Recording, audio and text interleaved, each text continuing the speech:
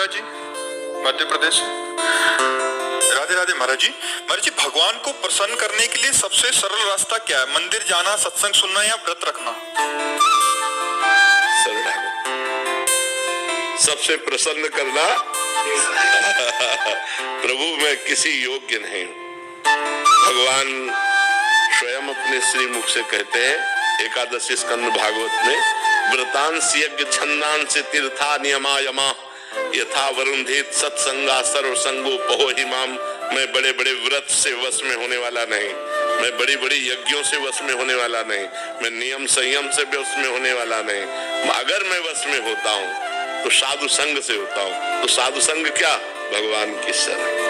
हे नाथ मैं जैसा हूँ आपका हूँ, यही भगवान को प्रसन्न करने का सबसे श्रेष्ठ उपाय है। क्योंकि हमारे पास और कुछ नहीं है। जैसे हम कहते हैं भगवान को भोग लगाएं, यार वो पूरी सृष्टि को पवाता है, हम उसको क्या भोग लगाएं।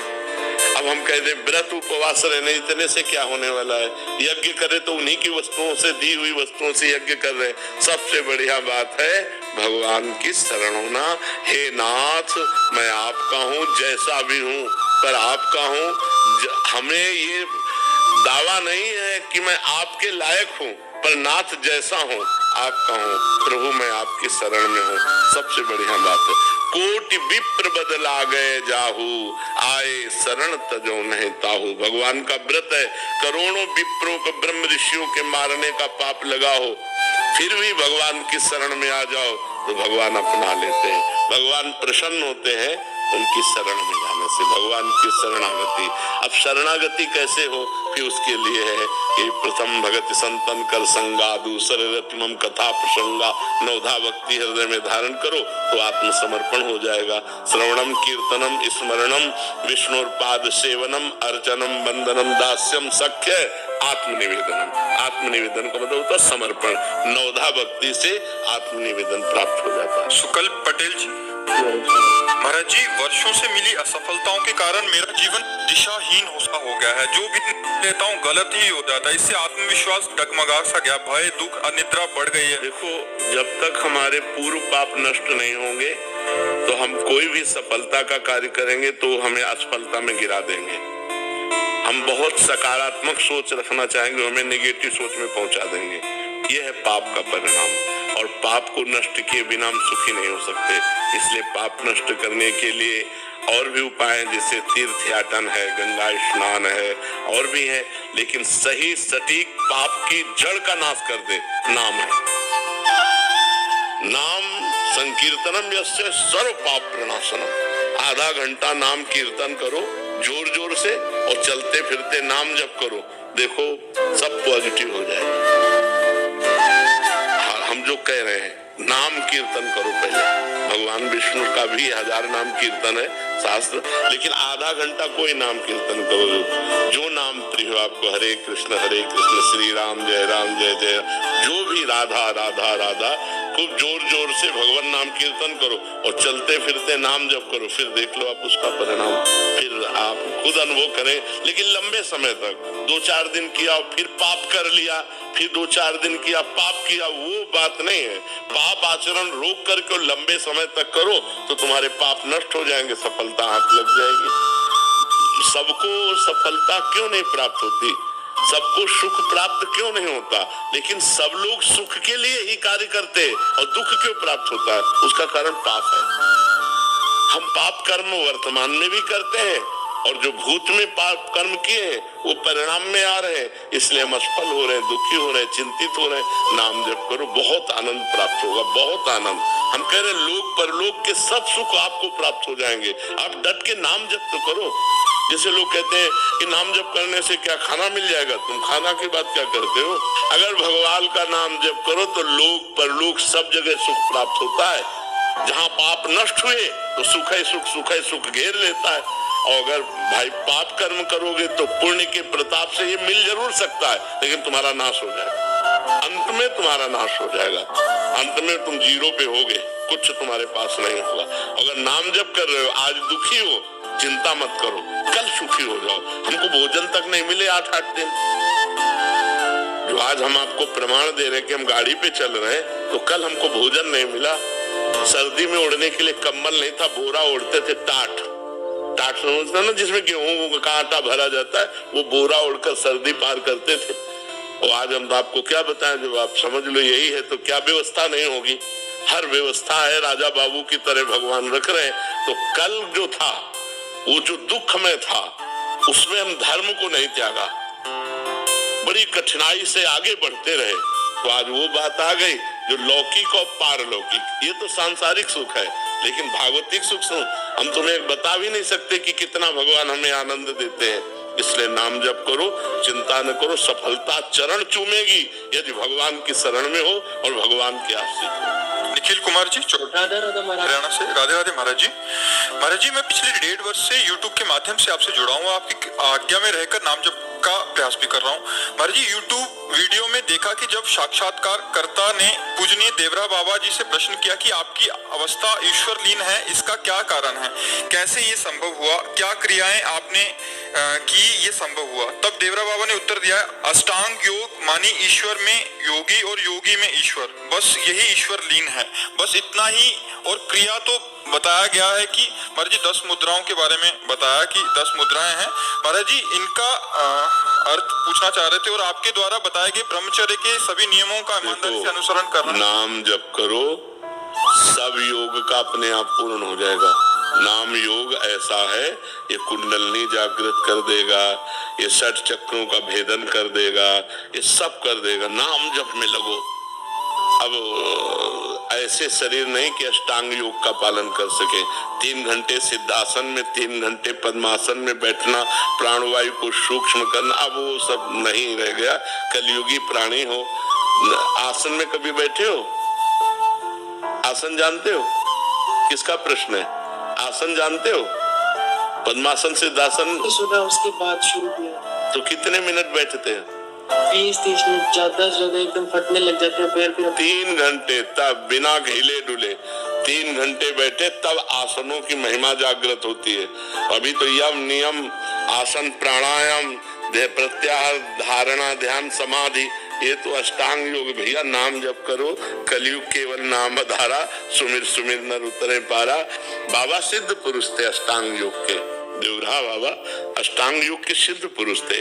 हम देवराह बाबा न बनना चाहें, हम देवराह बाबा की बात मान लें। तुम एक बात बताएं देवराह बाबा की, देवराह बाबा के श्रीमुख से निकली हुई वाक्य, जैसे 2 लकड़ियों के घर्षण से अग्नि पैदा हो जाती है, ऐसे जबान और राम नाम, इसका बार बार घर्षण हो तो दिव्य ज्ञान अग्नि पैदा हो जाएगी।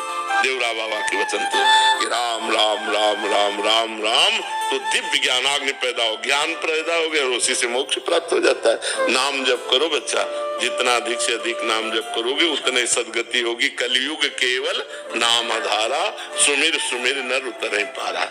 महाराज जी, सेवा मार्ग में संग दोष का डर रहता है और भजन मार्ग एकांतिक बहुत कठिन है, तो उसमें क्या? हाँ, सेवा को भगवान में समर्पित करते हुए कंचन कामिनी कीर्ति 3 से बच जाए तो फिर सेवा सिद्ध हो जाएगी, नहीं तो भ्रष्ट हो जाता है। जैसे व्यवहार में सेवाएं होती हैं, तो अब यहाँ भी सेवाएं हैं, तो जैसे ये लोग सेवा में हैं तो इनको इतना कस करके रखे हैं कि ये किसी माता बहन की तरफ गंदी दृष्टि से नहीं हेर सकती, और मतलब कभी व्यवहार में अकुशलता नहीं होगी।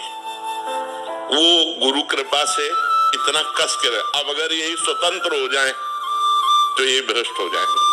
तो हमें लगता है व्यवहार में यदि हम बच सकते हैं तो अपने ऊपर कुछ कड़े शासन मतलब रखना चाहिए कि जैसे किसी माता बहन से बात करनी है तो किसी को बीच में डाल के, कंचन, कामिनी और कीर्ति, इन तीनों से हमको बचना है। कोई प्रणाम कर रहा है तो साधु वेश को प्रणाम कर रहा है, साधु वेश गुरु जी का है, आचार्य का, हमारा छोड़िए, तो प्रणाम गुरु और आचार्य को गया। और जो रुपया आता है वो संत सेवा, भगवान के लिए मैं नौकर हूँ, स्वामी नहीं हूँ, जितना मतलब रखना। इसके बाद साधु अपनी स्वतंत्रता में रहे, नहीं तो भ्रष्ट हो जाएगा। क्योंकि आज चरित्रहीनता का बोलबाला है, चरित्रहीनता बढ़ती चली जा रही है। अगर चरित्रहीन हो गया तो फिर क्या रह गया? चरित्रहीनता नहीं होनी चाहिए किसी में भी। साधु में क्या, किसी में भी चरित्रहीनता नहीं होनी चाहिए। अगर चरित्रहीन हो तो पुरुष ही नहीं हो तो भ्रष्ट आदमी है। तो ये चीजें अपने व्यवहार में बहुत बचने की, क्योंकि व्यवहार में हमें सबसे मिलना होता है। अब जैसे सत्संग में है, ऐसे कोई किसी साधु की निंदा करने लगते तो हम फिर उसको डांटते हैं। सत्संग सुनो, सत्संग सुन के निकलो, दूर जाओ, अपने साधन में तुम लगो, साधु को भजन करने दो। वहां जाकर तुम्हें पैर पकड़ने की जरूरत क्या है? वहां जाके तुम्हें एकांत में मिलने की जरूरत क्या है? वहां जाकर उसे भ्रष्ट करने की जरूरत क्या है? तुम सत्संग सुनो और दूरी बनाओ, और तुम अपने घर में भजन करो, अपनी कुटिया में भजन करो। जब सत्संग सुनने गए तो केवल सत्संग सुनो, साधु से मतलब नहीं रखना, साधु की वाणी से मतलब रखो, उसकी आज्ञा का पालन करो, कल्याण हो जाएगा। तो अपने को बहुत बच के चलना है। कलयुग है, हर चीज माया पर ओसेगी, पर अपने को बहुत सावधानी पूर्वक चलना है, तो ही बच सकते, नहीं तो बहुत कठिन है। बहुत गुरुजनों के शासन में रहे, साधु मंडली में रहे, और अगर कहीं एकांतिक ऐसी सेवा हो तो अपने को बचा के रखे। ये हमारा दुर्भाग्य होगा कि अगर हम ऐसे कदम रख देते, बिल्कुल नहीं। और 1 मिनट में गेम बदल जाएगा, 1 मिनट में आप फंस जाएंगे, 1 मिनट में गेम बदल जाता है। इसलिए बहुत जीवन भर इस बात से बिल्कुल ऐसे जीवन भर सतर्क। जैसे मृत्यु को देखने पर आदमी भयभीत होता है ना, ऐसे साधु को साक्षात मृत्यु मूर्तिमान समझना चाहिए। स्त्री संभोग के समय में नहीं, बिल्कुल नहीं। साधु हर बात खूब मौज से खाओ पियो, मस्त घूमो, बस कंचन की याचना मत करो, कामनी का संग मत होने दो, कीर्ति को स्वीकार मत करो, भगवत प्राप्त घूम रहे हो, जीवित भगवत प्राप्त हो, जीवन मुक्त हो। और यही 3 बातें हैं, इन्हीं से बच जाना है। मनीष श्रीवास्तव जी, अमेरिका से। राधे राधे। राधे राधे महाराज जी। महाराज जी, आपके चरणों में कोटि कोटि प्रणाम। महाराज जी, मैं पिछले 22 वर्षों से अमेरिका में रह रहा हूँ और मूल रूप से वाराणसी का हूँ। मैंने भौतिक रूप में अपने जीवन काल में लगभग सब कुछ हासिल कर लिया, एक अच्छा कैरियर, पैसा, स्थिरता, समाज में सम्मान, फिर भी एक खालीपन सा है। महाराज जी, मैं स्पष्टता जानना चाहता हूँ कि मेरे वर्तमान भागवतिक स्थिति को देखते हुए, जैसे कि मैं अभी हूँ, क्या मुझे भी भगवत प्राप्ति हो सकती है? क्योंकि मैंने मन ही मन ये निष्कर्ष निकाल लिया है कि इस जीवन में मेरे लिए भगवत प्राप्ति संभव नहीं है। मेरा स्वभाव ऐसा है कि चीजों को अच्छी तरह से समझता हूँ, पहले तो ये धारणा हटाओ, नहीं कभी नहीं होगी भगवत प्राप्ति। पहले धारणा हटाओ कि मुझे भगवत प्राप्ति नहीं हो सकती, ऐसा कभी नहीं सोचते। हमें सोचना मैं भगवत प्राप्ति के योग्य नहीं हूँ, लेकिन भगवान की कृपा से मुझे भी भगवत प्राप्ति हो जाए। अगर मैं पतित हूँ तो भगवान का नाम पतित पावन है, मैं दीन हूँ तो भगवान दीनानाथ है, मैं कितना भी नीच हूँ तो सर्वश्रेष्ठ है, मैं अनाथ हूँ तो नाथों के स्वामी है। हमारा भगवान का संबंध है। मैं भगवान के योग्य नहीं हूँ, लेकिन भगवान को प्राप्त कर सकता हूँ, क्योंकि भगवान का अंश हूँ। ममैवांशो जीवलोके जीव भूता सनातना। जब हम पहले ही निश्चय कर लेंगे कि मुझे भगवत प्राप्ति नहीं होगी तो नहीं होगी। हम निश्चय करते हैं कि मुझे भगवत प्राप्ति होगी होगी होगी, क्योंकि मैं भगवान का बच्चा हूँ, मैं भगवान का अंश हूँ। हाँ, मैं भगवत प्राप्ति योग्य नहीं हूँ, भगवान की कृपा से होगी। मैं प्रयास करूंगा, नाम जप करूंगा, अच्छे आचरण करूंगा, दूसरों को सुख पहुंचाऊंगा, और भगवान से रो रो के प्रार्थना करूंगा कि मेरे पापों को नाश करके मुझे भगवत प्राप्ति कराइए। तो क्यों नहीं हो जाएगी? ऐसी धारणा नहीं रखनी चाहिए, कमजोर धारणा नहीं रखनी चाहिए, निगेटिव भाव नहीं रखना चाहिए। हर समय हमें पॉजिटिव भावों का पोषण करना चाहिए। निगेटिव भाव क्यों रखे? जब वो घोर वैश्यागामी पापी को भी मिल सकते हैं तो मुझे क्यों नहीं मिल सकते? पर हम मिलना चाहें, हम भगवान की प्राप्ति करना चाहें। ऐसे ये कह रहे हैं कि मैं किसी भी चीज को लॉजिक से समझता हूँ, पिछले इतिहास से समझता हूँ, तो मतलब मेरे को थोड़ा सा क्या लॉजिक तुम्हें चाहिए? इससे बड़ा लॉजिक चाहिए? तुम भगवान के बच्चे हो कि नहीं हो, भगवान के अंश हो कि नहीं? तो बाप से मिलने के लिए कौन सी हमको क्रेडिट की जरूरत है, कौन से हमें सद्गुणों की जरूरत है? हमारे बाप है, भगवान हमारे बाप है ना, सबके बाप। भगवान सबके पिता है, क्योंकि हम सब उनके बच्चे हैं। तो हम क्यों नहीं भगवान से मिल सकते? हम नीच हैं तो उन्हीं की माया में तो नीच बने हैं। अगर हम गिरे हुए व्यक्ति हैं, बहुत दूषित हैं, तो उन्हीं की माया से, अपने बाप की माया से तो गिरे हुए हैं। हम क्यों नहीं मिल सकते? हमारा दावा है। हमारे प्रभु, जैसे प्रभु गीता में कहते हैं ममैवांशो, तू मेरा अंश है, ऐसे हम ठसक से कहते हैं कि भगवान मेरे हैं। क्यों नहीं मिलेंगे? लॉजिक हमारा बनता है कि नहीं बनता? क्यों? ये लॉजिक से अलग है। महाराज मुझे लगता है कि इस जन्म में नहीं हो पाएगा, हमको 1000 जन्म लेना पड़ेगा। तो क्या तो 1000 जन्म ही लेना पड़ेगा तुम्हें हम पक्का कह रहे हैं 1000 जन्म लेना पड़ेगा। हम इसी जन्म में प्राप्त करेंगे। भगवान के लिए ऐसा क्यों नहीं सोचता? मनुष्य जन्म 1000 जन्म ही मुझे मिलेंगे, बार बार गारंटी है? विचार करके देखो, बहुत दुर्लभ है मनुष्य शरीर, एक बार मिला है। अब अगली बार हम सुअर कुत्ता बनेंगे, क्या बनेंगे, क्या भरोसा? उसमें हम भजन कर लेंगे। अरे हम इसी जन्म में भगवत प्राप्ति करेंगे। जैसे तुमने प्रयास किया विदेश में रहकर सफलताएं प्राप्त की, ऐसे ही ये सफलता के लिए सोचो। मैं हर समय राम राम जपूंगा, कृष्ण कृष्ण जपूंगा, राधा राधा जपूंगा और मेरी श्वास छूट गई तो मुझे भगवत प्राप्ति हो जाएगी। निराश क्यों होते हो? निराश नहीं होना, उदास नहीं होना, हताश नहीं होना। भगवान हमारे कोई गैर थोड़ी है। भगवान हमारे, हमको क्यों नहीं मिलेंगे? 1000 जन्म तक सोच लोगे तो देखो, हमको एक सिद्ध संत ने बताया था। हम उस समय 16-17 वर्ष की अवस्था के थे। हम बचपन से घर से निकले 13 वर्ष की अवस्था से। उनका नाम सिद्ध बाल योगी था। वो गंगा किनारे ही रेती पे रहते थे। तो जब उनसे मिले, रात्रि में मिलने का अवसर मिला, तो उन्होंने पहली बात कही, हमने अपनी डायरी में लिख रखी थी कि बेटा, जो बनना है वो सोचो, जैसा बनना है वैसा सोचो, जैसा सोचोगे वैसा बन जाओगे। बस हम संतों की बात पकड़े थे, बड़े बड़े महापुरुषों की बातों को डायरी में अपने लिख लेते, तो बार बार रोज पाठ की तरह, जैसा बनना है वैसा सोचो, जैसा सोचोगे वैसा बन जाओगे। तो जैसे तुमने सोच लिया 1000 जन्म में भगवत प्राप्ति नहीं होगी, गारंटी देता हूं नहीं होगी। अगर सोच लिया कि इसी जन्म में होगी, तो हम कहते हैं बहुत बहुत एक जन्म और खसक जाएगा। लेकिन हमारा नियम प्रण वो हमको एक जन्म बहुत मान लो हमसे चूक हो गई, तो अगले जन्म में पक्का मनुष्य बनेंगे और भगवत प्राप्ति हो जाएगी। हम लंबा क्यों खींचे कि 1000 जन्म हमको मनुष्य शरीर मिलेगा? गारंटी कौन है? कोई गारंटी दे सकता है? पता नहीं नाली का कीड़ा बने, पता नहीं क्या बने, क्या ना बने। ऐसी बातें नहीं सोचते। पॉजिटिव सोचो, निगेटिव मत सोचो। भगवान हमारे अंशी हैं, हमारे पिता हैं, हमारे स्वामी, वो मिलेंगे क्यों नहीं यार? कोई गैर है क्या? भगवान को यही तो हम माया का प्रभाव बन गया कि स्त्री पुत्र परिवार शरीर अपना लगता है, भगवान पराये लगते हैं। जबकि भगवान अपने हैं वास्तविक। हम अगर स्त्री से भी प्यार करते हैं तो भगवान से प्यार करते हैं, क्योंकि उसके अंदर भगवान है, इसलिए वो हमें प्यारी लगती है। और उसी स्त्री के शरीर से भगवान हट जाए, अंतर ध्यान हो जाए, तो वही प्यारा शरीर जिसको हम प्यार करते थे उसी को आग लगा देते हैं। तो हम कहीं ना कहीं भगवान का ही तो आदर करते हैं। तो हमें मानना चाहिए कि हमारे भगवान प्रीतम है, ठीक है? निगेटिव भाव नहीं रखते। महाराज जी, एक प्रश्न था महाराज जी, और जिस समय ऐसा कष्टपूर्ण बाहरी व्यवहार में महाराज जी आपका जीवन था महाराज जी, उस समय भी तो आप भजन करते थे। तो उस समय ज्यादा करते थे। उस समय ज्यादा इसलिए करते थे, अब जैसे सुबह से हम लगे तुम्हें समझाने में, उस समय समझाने उस समय केवल भजन था, किसी से मिलना जुलना नहीं, किसी से बातचीत नहीं, रात दिन भजन था। अब तो भजन का विभाग भी हो गया कि भाई 2 घंटे एकांतिक होगा, ये होगा, वो होगा। उस समय कोई विभाग नहीं था, केवल भजन था। ना भोजन की व्यवस्था है, ना रहने की व्यवस्था है, रात दिन गंगा किनारे भगवान के भजन में लगे। उस समय भगवान ने ऐसा विधान क्यों नहीं किया आपके लिए? हाँ, भगवान ने उस समय विधान इसलिए नहीं किया कि जब मटकी पक्की हो जाए और फिर पानी डालो तो पानी ठंडा करके पिला देगी, अगर कच्ची मटकी में पानी डाल दिया तो फैल जाएगी।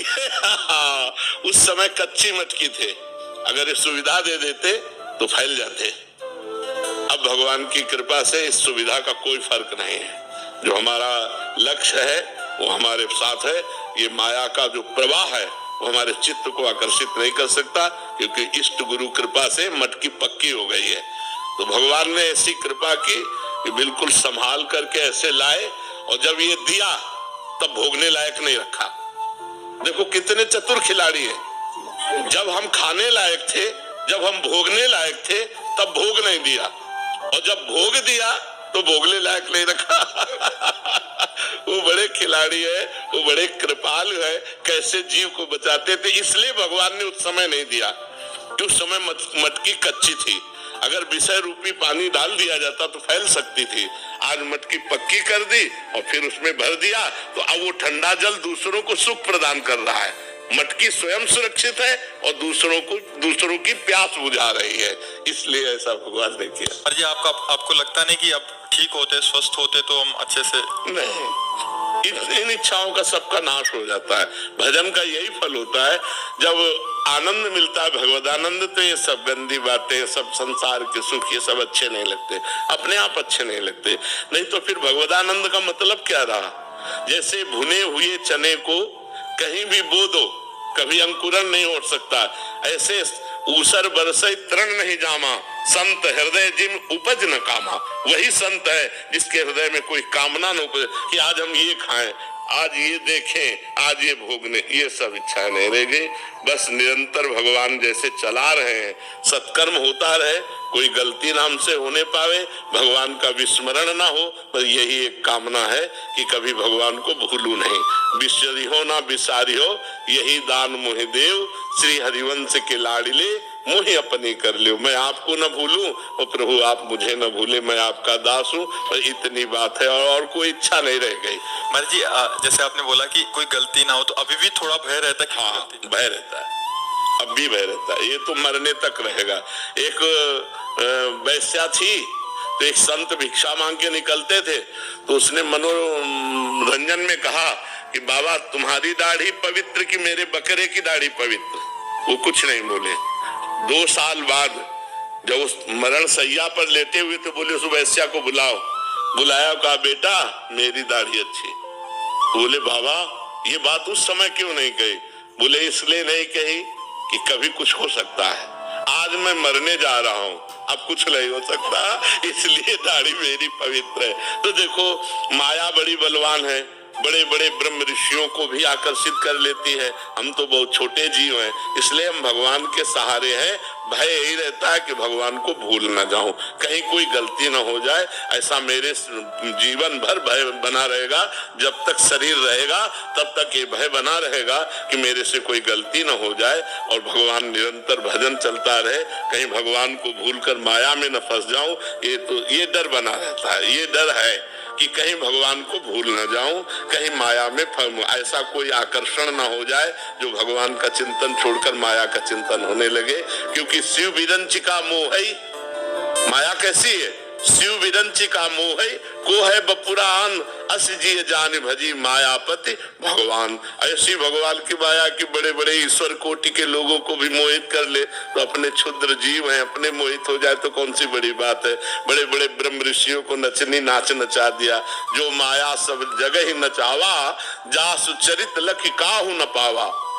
तो उस माया के आगे हम ताल ठोक दे, ऐसी बात नहीं, हमको डरना पड़ेगा कि भगवान आपकी कृपा से आपकी माया कभी हमको आकर्षित न करे और हम आपके भजन करते हुए शरीर पूरा हो जाए। ये डर रहता है कि कहीं वृंदावन न छूट जाए। अब कहते वृंदावन कैसे छूट जाए? मान लो ऐसी कोई भयंकर पीड़ा हुई, बोले चलो बंबई ले चलो, यहाँ तो अस्पताल है नहीं। हे भगवान कभी हमको धाम न छूटे, नाम न छूटे, कहीं कोई ऐसी परिस्थिति न, मान लो शरीर में इतना दर्द शुरू हो जाए कि नाम ही छूट जाए, तो नाम न छूटे, धाम न छूटे, कोई गलती न हो, ये बातें बनी रहती मन।